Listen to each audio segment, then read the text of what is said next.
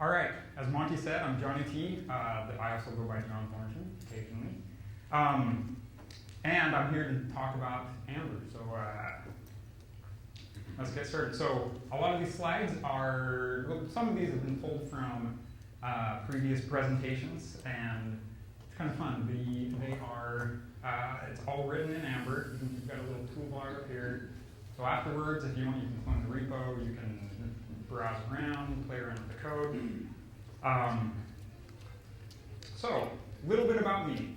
As Monty said, I've been doing web development for quite a while, for about 15 years. The last 7 of which have been in Ruby. And when I found Ruby, I was so happy. It made this development a lot more fun. I'm fairly new to Smalltalk. I've been using it for about a year and a half on the side. And I'm happy to announce that in 2 weeks, I will be starting a new full-time Smalltalk job, which I'm very excited will allow me to spend even more time working on Amber, as well as I'll be using MagWeb and probably Pharaoh and Gemstone. But I'm quite excited about that. So, to start out, a little story about a side project called Subwars. So this is a side project I've been working on since about 2009. The basic idea behind it is it's a GPS-based submarine game. So the idea is that you can have your iPhone or Android. They all have GPS capabilities. It's pretty fun in HTML5. HTML5 adds quite a few things. One of the big things that Subwars makes use of is you can access the GPS through JavaScript. So just with a basic HTML site, this is, you can go around with your iPhone. It will use your GPS, shows you where you are in the map. And the idea is that you can play with your friends, shoot torpedoes at them. It's a really fun idea. It right now doesn't have a whole lot of functionality because I've completely rewritten the code base a number of times, which has been quite fun. And through this process, this is actually how I discovered Smalltalk. So starting out in 2009, I wrote the whole thing in Ruby on Rails. Again, I love Ruby. Rails was a great framework that I was used to.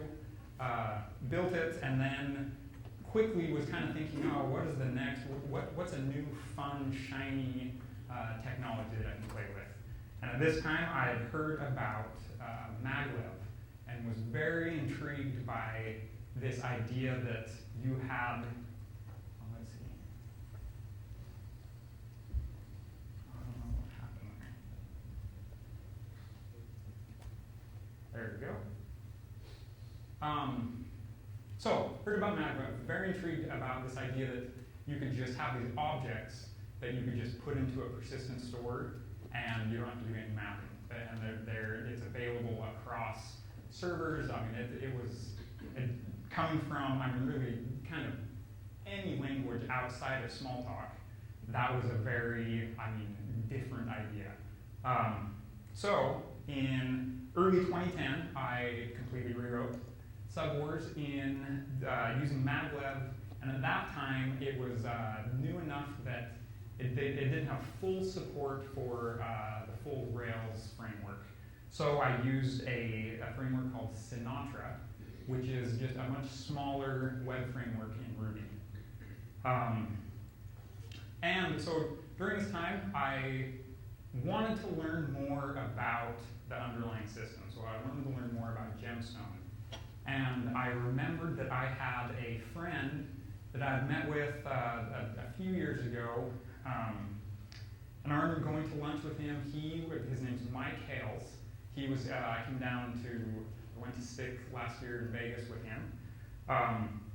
I remember that he did some Smalltalk, so I called him up, found out that it was Gemstone that he used. So I started going to lunch with him, to learn a little bit more about this magical gemstone system.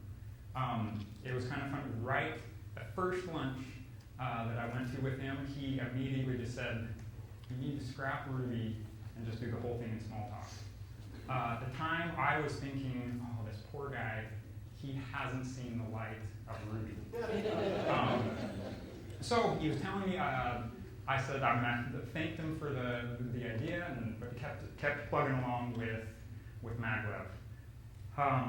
Then in late 2010, kind of over the holiday break, I spent a number of days down at his office, just kind of, I was hacking away.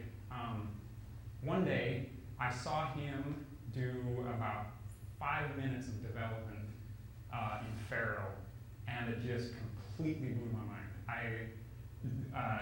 It just seemed there was all this magic going on. I mean, the live environment, the stack that you can go through and inspect and manipulate and change code. So after those 5 minutes, I immediately decided, okay, time for the next rewrite. So at that point, I rewrote subwars using Pharaoh to do the development, and then deployed it on Gemstone, and it was kind of a Seaside, site, in the sense that it really is subwars, especially with the little functionality that it had. It was basically a static HTML page, and then which included some CSS and JavaScript files. So even though it was actually being served by Seaside, I at that point wasn't using any of Seaside's real functionality.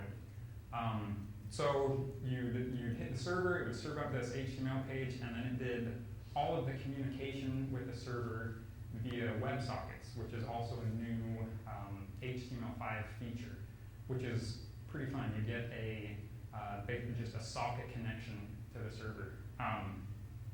So then, starting in, the client side of subwars was that the JavaScript was starting to get a little unwieldy. I was definitely part of the make it work phase. It was hacked together. It had grown quite a bit, and I knew that I needed to refactor this. It was just that was the part that it was time to redo and invest some time into the client. So at this point, I found I don't know if anyone's seen the CoffeeScript project.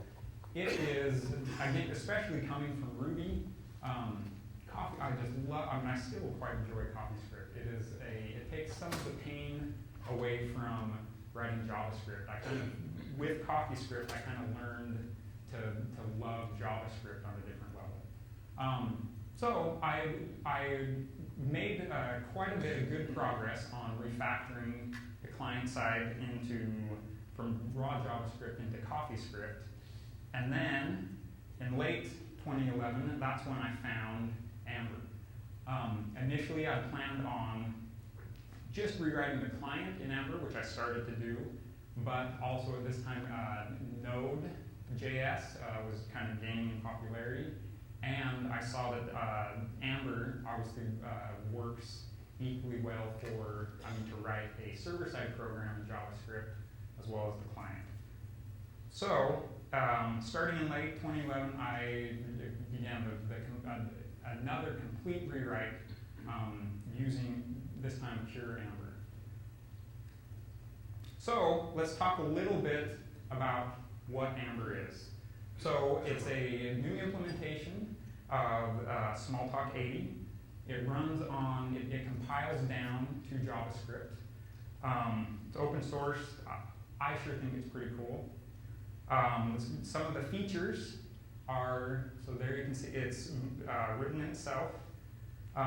It's got a lot of the kernel objects. You can see classes, meta-classes. It also includes a canvas package, which includes, so this HTML canvas, it is very much akin to Seaside's canvas. Amber has a widget which is comparable to Seaside's component. And again, a lot of those, kind of metaphors were taken directly from Seaside. And one of the great things is it has a full-featured IDE. It's still a young implementation, so the IDE, there are still some things that it would be great. We're looking forward to improving, mainly the debugger and the inspector. But it does include the familiar Smalltalk tools, so the workspace, transcript, debugger, class browser. And so now let's go through and show a little bit of the syntax, how the Smalltalk to JavaScript works. So in Amber, most of the core classes map one-to-one with the Smalltalk equivalent. Obviously one of the most used, one of the common things is the block closure in Amber maps directly to a JavaScript function. So this is some of the basic syntax to see. So if you were in JavaScript, there's some user.name. You can just kind of go through, remove the periods, take out the parens. You can see so right here in so this is good. So this raw JavaScript, this is how you write that in like an Amber workspace. You can see, so this JavaScript, if you wanted to write that in Amber, is right here. One thing to kind of note that is so with these keywords, so obviously JavaScript does not have keyword arguments. Which is kind of fun. This first selector is the one thing, that will look up the JavaScript method, and then you can basically you can put whatever you want for the additional keywords, which, you could have fun with it, but it does, it actually makes even just writing pure JavaScript, even if you're not using any Smalltalk libraries, just the JavaScript is much more readable because, a lot of the method, have 5, 6, 7 arguments, a lot of them with just a string of numbers. This lets you know what you're doing. On the server side, Amber comes with this is one of the command line, one of the commands, Amber C is the compiler that can do a few things. One, it can take Smalltalk files and compile them into JavaScript. One thing, anytime Amber compiles something to JavaScript, it will create 2 different JavaScript files. One is a development version, which includes the source and some meta information, the protocols, etc. And then the deploy, or kind of the production version, which just omits the source, that meta information. You can also, so you can just compile Smalltalk files to JavaScript, but you can also use it to link them all together so that you can have a single JavaScript file that will include all of the kind of the Amber bootstrap code, as well as any packages you want to include, and then optionally include a call to a main. One of the things that I love about Amber, and I'm very excited for it, is it can work on top of any backend.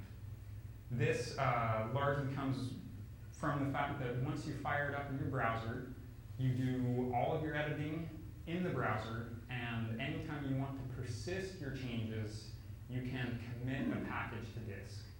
At that point, the browser will, it uses WebDAV, the WebDAV protocol.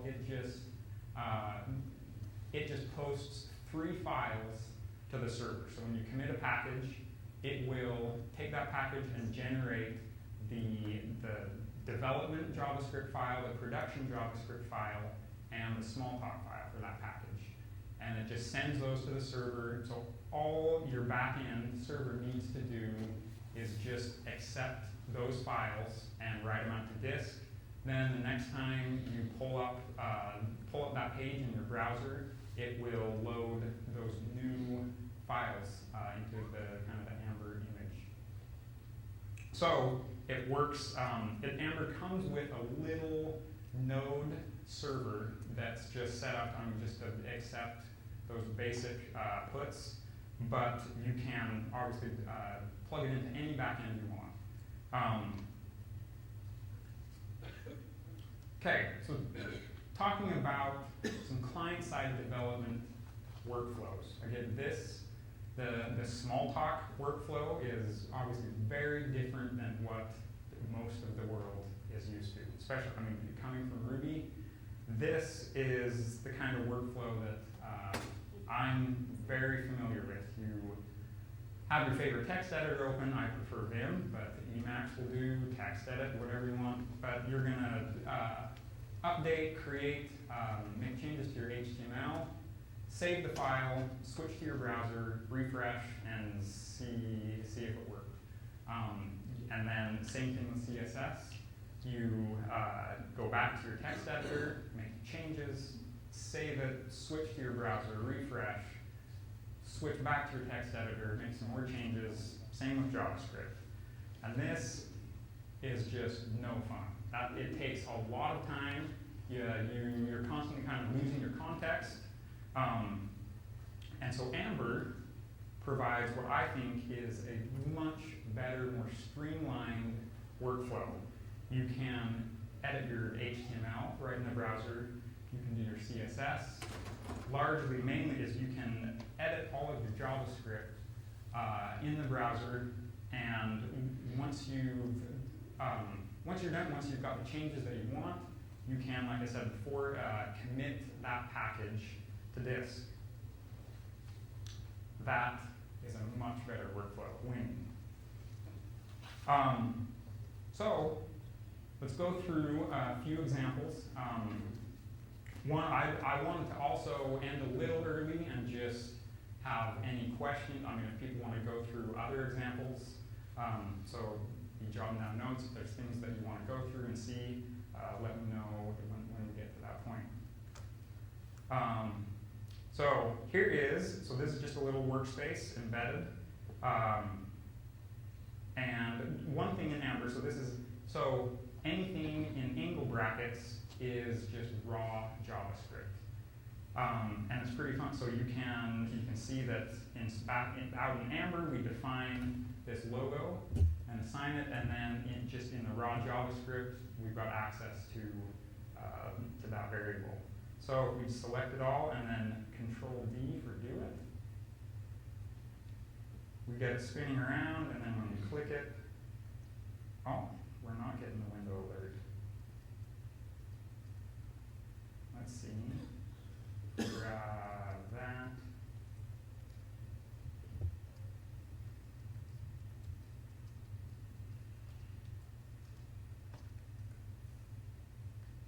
Now, I'll have to look at that. That little thing's broken. Here is a little example of kind of little Twitter feed written in Amber. And again, all of these examples you can just browse the code. So this is a little one that Laurent Lafont wrote, as well as this, being able to use HTML5's canvas element, which gives you access to a lot more advanced graphics. And now this to do MVC is I'm going to actually open up this site. It's a little project that was created to go through, right now, there's a slew of new JavaScript, client-side MVC or MVVM frameworks that are all trying to deal with the fact that, especially with HTML5, web clients are becoming very rich, and you're able to do significantly more in a website than we could in years past. So this, I've got a little example of this to-do MVC in Amber. So to start out, we could look at, let's grab,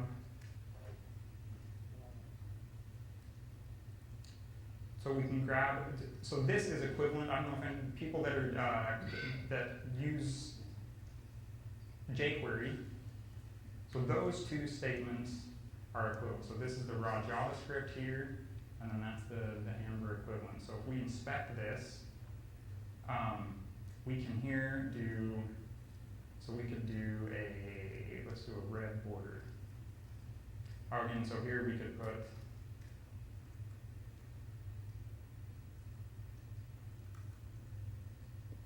and let's do a red border.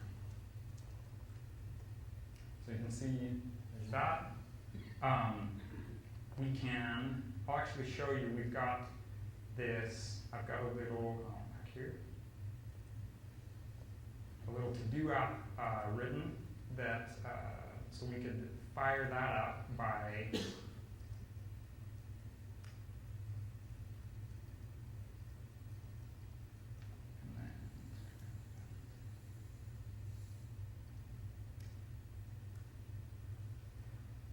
and then so going in, we can see, so the basic functionality that this has now is you can create a new to-do, and then if you double click on them, you can edit it, and that's as far as I've gotten. Hopefully, I'm hoping to this week here get this finished up, as well as I'll go through in a second a new version of the Amber site. So let's go back to this is the new Amber site that I'm working on. And again, so this is, it's kind of fun if we look at the source to this, it's really not doing anything. There's, especially in the body, there's not a whole lot going on. So this whole page is rendered in Amber, and so we can actually come in, and so we can browse this home page and look at, here's all the code that generates that home page. The examples page is the main one that I'm working on right now. There's not a lot to it. And the documentation, this is pretty cool. This is Nicola Piton, so he is the main developer. He's kind of the brainchild behind Amber. This is a pretty cool documentation builder that just goes through, and actually one of the fun things, so the class comments in Amber are just use the markdown format. So it's very readable when you're just doing it, looking at it in text, like a text area. But as you can see, if we were to take a look at, so it's able to, the fact that it's markdown is able to convert to very readable documentation. And so this is kind of the last example I wanted to go through and show a number of things that I'm doing with subwords. One of the very fun things about Amber is you can see you can actually do development on your iPhone. It's a little slow going.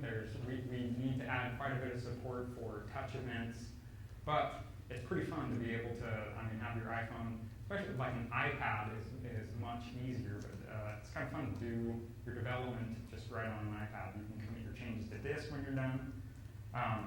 So let's open up. So we'll open up the subwords. So this is just subwords.com. I know that's pretty hard to see, but this is, so you can see this is actually a map of, this is right where we are. This is using, I don't know if anyone's heard of GeoHash. It's a pretty fun, it's really cool, simple algorithm for encoding lat long into a character string. But so the idea, so with this, it divides the Earth up into a grid. each character of the geohash gives you quite a bit more functionality. So a single character geohash divides the whole Earth up into 32 tiles. So this size, this is a 7-character geohash that gets you down to that size. So if we pull up the IDE, go through and show some of the things that we're doing. So I've got the client-side package here that we're looking at, and then actually let's take a look. So this is the node server that is currently running and serving subwars. I don't know if anyone's written any node programs. It definitely with Amber, it's an interesting experience writing your node server in an IDE in the browser. That when you commit it to disk, it'll then get compiled and you can reload the server. So one of the things that I have here is, so this is, again, handling this put this is how it will accept those incoming files from the browser. And one of the things that I've got this doing is, so every time you commit the file, or you commit a package, it will actually, so this right now, it actually calls out to a system rake task. So a Ruby, rake is Ruby's version of make, and it will recompile the server as well as the client. Another fun thing that that I started to use, I don't know if anyone's heard of Socket.io.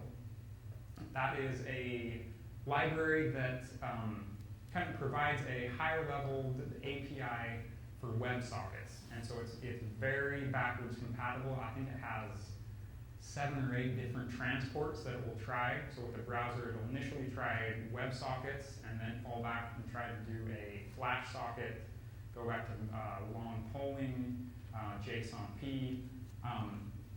So Socket.io I used for a long time, and recently I found a library called Fay.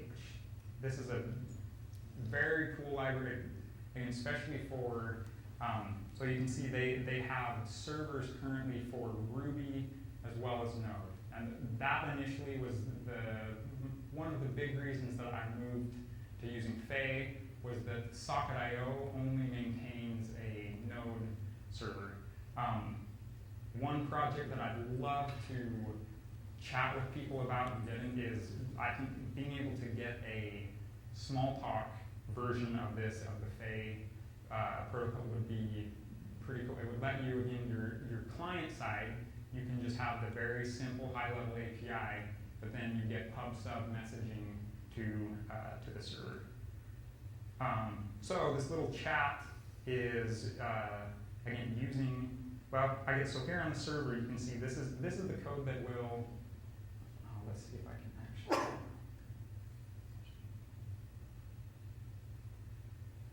maybe a little easier to see. So that's all the code needed to initialize Fay on the server side. And then we can see in the client, basically when you,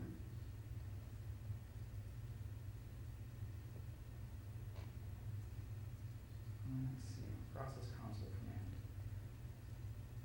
So it's just sending a basic chat command to the server, which will then broadcast it to all clients. Sometimes it takes a little.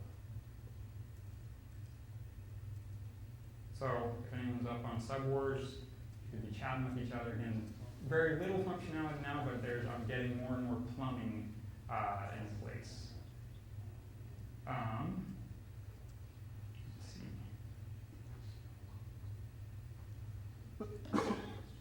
And with that, I'm going to wrap up with the official presentation, but I'd love to take any questions, comments, suggestions.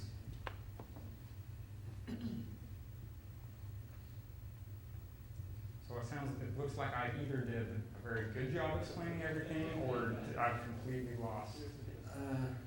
Well, I'm really fascinated by this. I'm trying to think of a good question.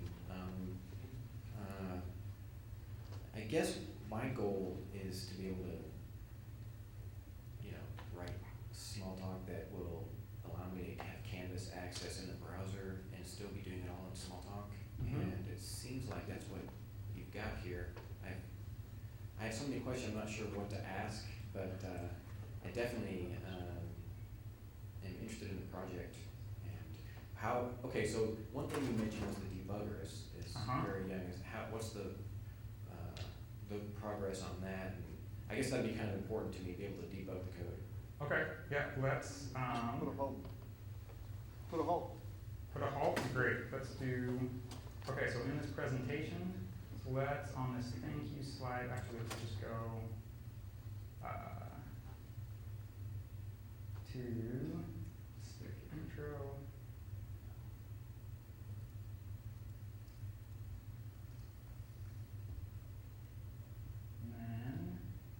Okay, so right here, so I'm going to commit that to disk so that when I refresh the page, here we go, we get our halt. So here's our current debugger. Again, so we could come in here, actually, even if we jump up a little higher. So this, again, so we can, any of these, so we can dive down into them. And so this is the current inspector, which currently will just list your instance variables over on the left. It's kind of if you have a JavaScript object, so like so let's just grab. And so here's the body jQuery element. And so this is kind of this again lists. For a native JavaScript object, it lists not only the kind of the attributes, but as well it also lists the methods. One thing, all of the methods you can kind of see it just lists as a block closure, so you don't get a whole lot of introspection there. But this is the basic inspector, and then you can see the debugger. A lot of it is just styling, but I'm also working on, one of the things that I've loved doing, I've started working on just retooling Amber, which has given me a much better understanding of Smalltalk in general, just seeing how a workspace works, how you evaluate it in the context of something. But, so that's... So resume. Resume? Yep. Here we go. Or actually, can you step through the code as well? That's one of the, there's not stepping currently. Okay. So again, the main, which it's kind of too bad. The debugger is, I remember from my Smalltalk conversion experience, the debugger was one of the big things that really just blew me away. And so I think this debugger is, in some ways isn't even up to what just the Chrome development tools has, but it's a start, and I'm excited to do more work on this and try and get this a little more up to a traditional Smalltalk. Yes, you said you were doing iPhone development with this. Is it possible to do development on a device that's not net connected? So if you have no network access, is it still possible to either develop or have an application that would run while you're disconnected from the network? Yeah, so currently you could, with the current version, you could do your development on a static HTML page, but right now there's no way that you can commit that to disk without having a server. I've got a branch that is adding on, and so HTML5 also adds a number of ways that you can store stuff locally. There's a local storage, which is just a key value store. One of the big things that I'm excited about is there's a file API that lets just a web page, you have a little sandbox directory. So using that, hopefully within a couple months we will have the ability to, again, commit your changes locally within your browser. So you could do your development. Basically, you do your development off a static web page. Mm-hmm. John, in Eric's talk earlier, they talked about some of the difficulties with doing a couple Smalltalk-like things in JavaScript land. Are you familiar with any of where Amber intersects with those, such as non-local returns or integer math? I'm not. Okay. Those would be, again, probably better questions for Nico, who's done on kind of the lower level stuff. I mean, again, I know Amber does implement, I mean, I think on one of those, I mean, it does implement, does not understand some of those features, but it's, I mean, as people point, like, in JavaScript, it's currently not very performant, so. Thanks. Anything else? Then I would have a question. Great. How do you deal with the fact that in Node.js, like I understand that you can deploy code on the fly at runtime on your Node server, is that right? Or at least write Smalltalk code that compiles to JavaScript and then runs in the Node.js server? Yes. So I did quite some Node.js in the past couple of months, and I always found that it's pretty convenient to have JavaScript as a functional language. How do you do that in Smalltalk? How do you use Node as a functional language? Or how does Smalltalk code look like that then runs in Node.js? Oh, what is the actual, that's, I mean, so what does the actual compiled JavaScript look like? Is that? My question is, because I know you'd always write asynchronous code a lot, and does that mean that you have, well, I don't know what that would look like. I'm certainly checking out the project on GitHub, yeah. But Okay. if you have an example. I mean, I guess that's, let's see, if we came back in here real quick and remove this halt.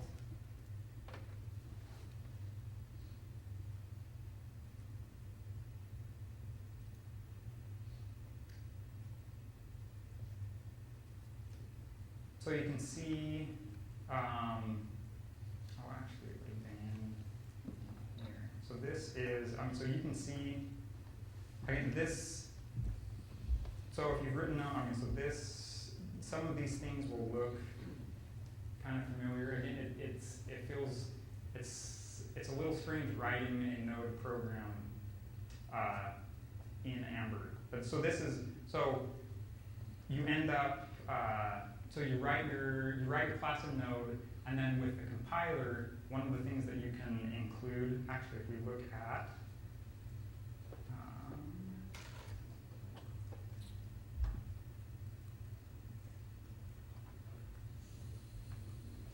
so this is the current break. So that's, here we go. So that is the call that compiles the Node server. And then this option has one of the very last things that it appends to that JavaScript file is a call to web server main, which then kicks off the Node program. I don't know if that answered your question. I'd love to chat with anyone afterwards and get comments, go through any questions, use anything that we can do to help further Amber. All right, thank you.